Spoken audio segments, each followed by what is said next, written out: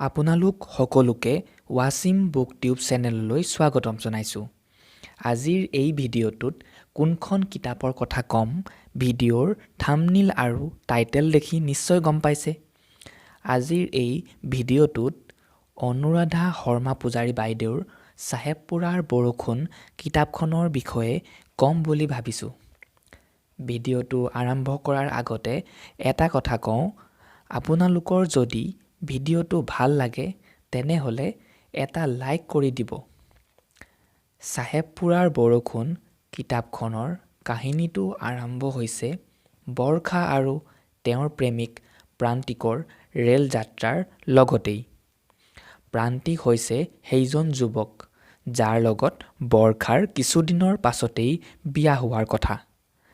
প্ৰান্তিকৰ সৈতে বৰষাই একেলগে ৰেল যাত্ৰা কৰি থাকোঁতেই তেওঁলোকৰ ৰেলখন দুৰ্ঘটনাত পতিত হৈ বিহাৰৰ চাহেবপুৰা নামৰ ঠাই এডোখৰত ৰ'ব লগা হৈছিল। আৰু সেই ট্ৰেইন দুৰ্ঘটনাৰ কিছু সময়ৰ পাছতেই বৰষাই লগ পাইছিল চাহেবপুৰাতে থকা ইনচাইট নামৰ NGO এটাৰ মূল ব্যক্তি শেখৰ হুছেইন নামৰ মানুহজনক।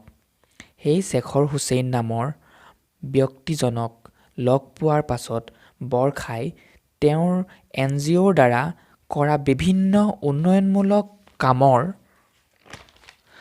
বিষয়ে জানিব পাৰি যথেষ্ট ভাল পালে। বৰষাৰ প্ৰেমিক প্ৰান্তিকে কিন্তু বৰষাই এখন অচিনাকি ঠাইত এজন অচিনাকি মানুহৰ লগত থকাটো ভাল পোৱা নাছিল। এনেবোৰ কথাৰ বাবেই বৰষা আৰু প্ৰান্তিকৰ মাজত যথেষ্ট মনোমালিন্য ঘটিল, যাৰ ফলত বৰষাই বহুদিনৰ প্ৰেমৰ সম্পৰ্কক বাদ দি প্ৰান্তিকক বিদায় দি বিহাৰৰ সেই চাহেবপুৰা নামৰ ঠাইডোখৰতে থাকি গ'ল।